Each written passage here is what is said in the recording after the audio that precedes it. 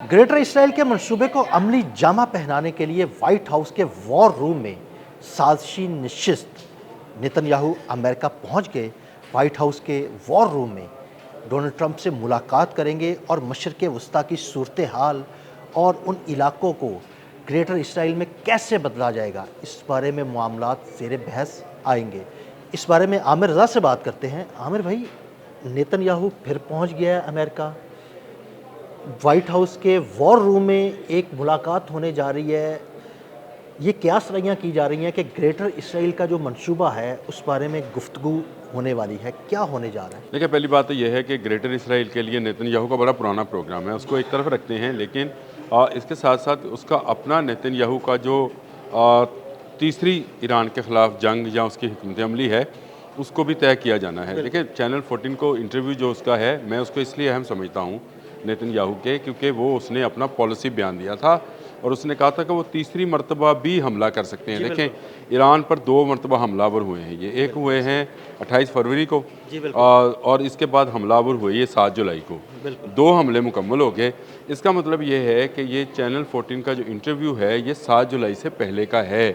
तो ये जाहिर करता है कि ये तीसरा हमला भी करेंगे और ये तीसरा हमला जो है इंतहाई खौफनाक होगा और इसमें वो ग्रेटर इसराइल की जो हदो-हाल हैं उसको वो हासिल करने की कोशिश करेंगे। अब इस वक्त अगर आप चीज़ों को देखें तो आपको पूरा खित्ता जो है आग की लपेट में नज़र आता है। ऐसे ही है। आपको इराक, आपको कुवैत, आपको सऊदी अरब, आपको कतर, आपको बहरीन, आपको ईरान, आपको इसराइल, आप उसको मतलब बाहर जो रखें, जंग लेबनान, जो जंग शाम। हाँ जी, जो जंग यानी इसराइल ने ईरान के खिलाफ शुरू की थी, उस जंग के बाद शाम, लबनान, उसके बाद इराक, कुवैत, उर्दन, उधर उधर उधर हौसी, वो आगे मैदान वो में। आगे मैदान तो में यानी थे। एक दूसरे पर सऊदी हमले अरब को भी शुरू हो गए। इन्वॉल्व किया बिल्कुल गया। तो इसका मतलब ये है कि ये पूरा खित्ता जलना शुरू हो गया है और यही निशानियां हैं। ये मैं अक्सर बयान किया करता हूँ, इसी जलने वाली राख पर ही नेतन्याहू ने अपनी हुकूमत कायम करनी है और अब ये तीसरे हमले की तैयारी का जो है वो अमल इस वक्त जारी है। देखिए, ये खबरें तो आ गई। पहले हमले के बाद भी जो 40 रोज़ा था, खबर आई थी कि इनका जो वेपन्स थे वो कम हो गए या इनके जो मिसाइल्स हैं उनका ज़हीरा कम हो रहा है, शॉर्टेज है, रोकी गई जंग, अमन का मसला शुरू हुआ। अमन के नाम पे दोबारा इन्होंने अच्छा, तैयारियां की। आपको याद है ये 40 रोज़ा जंग के बाद भी नेतन्याहू ही अमेरिका गया था हाँ जी। वार रूम में, जब पेट हेग्सेथ और जेडी वेंस की जो है वो आपस में वो तलकलामी भी हुई कलामी हुई थी और उसमें भी यही हुआ था। और अब ये जब तीसरा मरहला शुरू करें, जो कि उसका अपना प्लान है नेतन्याहू का, जो उसकी थर्ड वर्ल्ड वार उसको वो कहता है। मैं भी उसको वर्ल्ड वार इसीलिए कहता हूँ क्योंकि इतने ममालिक अगर किसी जंग में इन्वॉल्व हो जाएं तो ये थर्ड वर्ल्ड वार ही है। अगर आप सेकेंड वर्ल्ड वार या फर्स्ट वर्ल्ड वार देखें तो उसमें पूरी दुनिया के ममालिक शामिल नहीं थे, लेकिन जितने ममालिक शामिल थे सब अहम थे। इस वक्त भी तमाम अहम ममालिक जो हैं वो जंग की लपेट में आते चले जा रहे हैं। इस तरफ आपको मिडल ईस्ट जलता हुआ नज़र आता है, कैस्पियन की उस तरफ आपको जो है यूक्रेन और रशिया जो है वो आपस में लड़ते हुए नज़र आते हैं। तो ये एक जंग का सा माहौल है जिसमें हम मौजूद हैं और इसी में नेतन्याहू जो है उसके प्लान के मुताबिक मिडल ईस्ट के अंदर वो मज़ीद अफरा तफरी, मतलब मज़ीद वो आग लगाई रखे मिडल ईस्ट के अंदर। देखें, उसका टारगेट था मुत्तहिदा अरब अमारात ले गया। मुत्तहिदा अरब अमारात में उसकी कंपनीज बैठ गई, उसकी IDF जो है बैठी हुई है।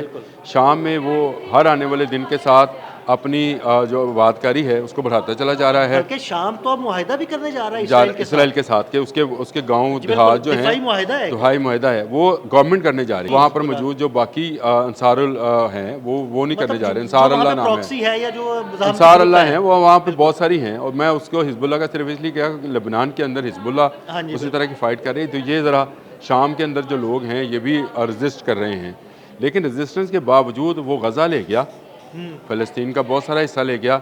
अब उसने शाम और लेबनान का हिस्सा ले जाना है और इसके साथ साथ उसने मुत्तहिदा अरब अमारात में अपनी फ़ौजें मौजूद हैं। तो आप मुझे बताएं, क्या मुत्तहिदा अरब अमारात के पास इतनी क़ुव्वत है कि वो इनको कहे कि आप वापस चले जाएं?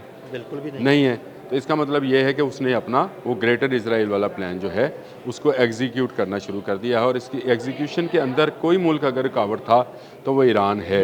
ईरान पर ये 2 हमले कर चुके हैं, उसकी किसी हद तक आप यूँ कह सकते हैं कि उसको कमज़ोर कर चुके हैं। अभी उनका क्योंकि रशिया से मज़ीद जो अस्करी सामान था वो आ रहा था उसको उन्होंने यूक्रेन के जरिए मतलब तबाह देख रहे हैं, कराया। उसको कैस्पियन सी में फंसाने की कोशिश की जा रही है और ज़ेलेंस्की जो यहूदी है यहूदी है। उसको जो है ना इस्तेमाल किया जा और रहा ये है। इसीलिए इसको ईरान को कहा जा रहा है कि वो जनूब की तरफ जाए और कैस्पियन सी के साथ यूक्रेन के साथ जंग। अब यूक्रेन एक ऐसा मुल्क है जिसको पूरी दुनिया से अस्करी ताकत दी जा रही है कि वो रशिया को एंगेज रखे। बिल्कुल। इस तरफ से ईरान को भी उसके साथ एंगेज किया जाएगा, कैस्पियन में एंगेज किया जाएगा। तो लामहल्ला इस तरफ जो आपने हरमज़ वाला मामला है उसमें उसको कमज़ोरी दिखानी पड़ेगी और इसी को वो चाहते हैं। इसराइल का प्लान बड़ा ज़बरदस्त है। लंदन मीटिंग बहुत अहम है। अगस्त के पहले हफ्ते में ये जो लंदन में आपने हरमज़ कब्ज़ा मीटिंग हो रही है, बहुत सारे ममालिक उस मुलाकात 40 में आ रहे ममालिक हैं, हैं। 40 ममालिक ने तो तस्दीक कर दी बशमूल भारत के, और उसमें कनाडा है, फ्रांस है, जर्मनी है, उसमें यूरोप के बहुत सारे ममालिक और पूरा का पूरा तकरीबन मिडल ईस्ट शामिल है। ये सारे मिलकर ईरान के ख़िलाफ़ कोई हिकमत अमली बनाएंगे। इस तरफ यूक्रेन उस पर हमलावर रहेगा, इस तरफ से मिडल ईस्ट के अंदर से अमेरिका उस पर हमला करता रहेगा। तो ईरान को दोनों तरफ से दबा कर ही ये समझते हैं कि उसको नुकसान पहुँचाया जा सकता है या अपनी शराइत पर आपने हरमज़ और बाबुल मंदब हासिल। तो वो तो ट्रंप ने भी आज कह दिया ना कि ईरान को खरीदा नहीं जा सकता, सिर्फ ताबड़तोड़ हमले करके उसको झुकाया जा सकता है। बिल्कुल ताकत से उसे खरीदा नहीं जा सकता। तो ये दूसरी तरफ इस्माइल बकाई का भी बयान आ गया। उसने कहा जी कि हम कोई अमन का इनके साथ कोशिशें नहीं कर रहे, ना हमारी ज़रूरत है, इनको ज़रूरत है, ये कर रहे हैं, हमें इसका कोई नहीं। हम अपनी जो खुद मुख्तारी है, इस्माइल बकाई का आज का बयान है जी बिल्कुल कि हम अपनी खुद मुख्तारी पे कोई सौदेबाजी नहीं करेंगे और जंग अगर जारी रखना चाहते हैं तो रखें। मेरा अपना ज़ाती ख्याल है अदील साहब, इस वक्त अगर जंगी हिकमत अमली को देखा जाए तो ईरान को यूक्रेन के ख़िलाफ़ जंग नहीं करनी चाहिए। उसके लिए रशिया काफ़ी है, रशिया ही उसको जवाब दे। ये जो जहाज़ था ईरानी जहाज़ था, लेकिन इसमें सामान रशिया का था, रशिया उसका जवाब दे। ईरान को सबर का मुजाहरा करना चाहिए, उस तरफ नहीं जाना चाहिए। ईरान को सारी तवज्जो जो है आपने हरमज़ की तरफ देनी चाहिए, क्योंकि ये अगर हाली हुआ तो इसका मतलब ये है कि ईरान नो मोर ईरान। बिल्कुल। और ये इसराइल उसको फंसाना चाहता है, इसराइल उसी ज़ेलेंस्की के जरिए फंसाना चाहता है। इसराइल ज़ेलेंस्की के जरिए फंसाना चाहता है, लेकिन उसमें अमेरिका बराबर का शरीक है। और जो मुलाकात वहाँ पर अमेरिका वॉर रूम में होने वाली है उसमें ये चीज़ें ज़ेर बहस आ रही हैं। इसमें ज़ेर बहस आएंगी और यही प्लान लेकर जो है गया है। बिल्कुल। वो नेतन्याहू वहाँ पर जाकर कोई सब्ज़ी के भाव या आज की पकाना है, इस तरह की बात तो नहीं होनी। उसमें आज यही है कि आने वाले दिनों में इसराइल को ग्रेटर इसराइल में कैसे तब्दील किया जाएगा, ईरान की फ़ौजी क़ुव्वत को कैसे ख़त्म किया जाएगा, रशिया को यूक्रेन के हाथों कैसे एंगेज रखा जाएगा अगले कई सालों तक, ताकि उसकी ताकत, उसका असला, उसका दौलत जो है उसको जो है ख़त्म किया जा सके। यूरोप में किस तरह से तबाही फैलाई जाएगी, ये सारा मामला जो है ये यहीं पर ये दो मैं समझता हूँ कि एक यहूदी और दूसरा ज़ायनिस्ट, ये दोनों मिलकर ये प्लान बना रहे हैं। लेकिन चलें, ये इनका अपना प्लान है, अल्लाह बेहतर प्लानिंग करने वाला है। मेरा ख्याल अल्लाह पाक इससे बेहतर प्लानिंग से इनको नीस्तो नबूद, इनके इरादों को जो है नीस्तो नबूद करेंगे। ईरान कल भी इनके लिए भारी था, ईरान आने वाले कल में भी इनके लिए भारी होगा।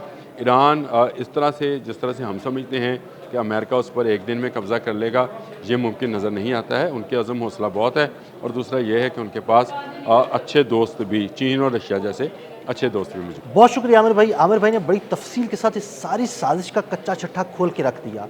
अदील अहमद और आमिर रज़ा को फॉलो करते रहें। अब तक के लिए इजाज़त दीजिएगा। अल्लाह हाफ़िज़।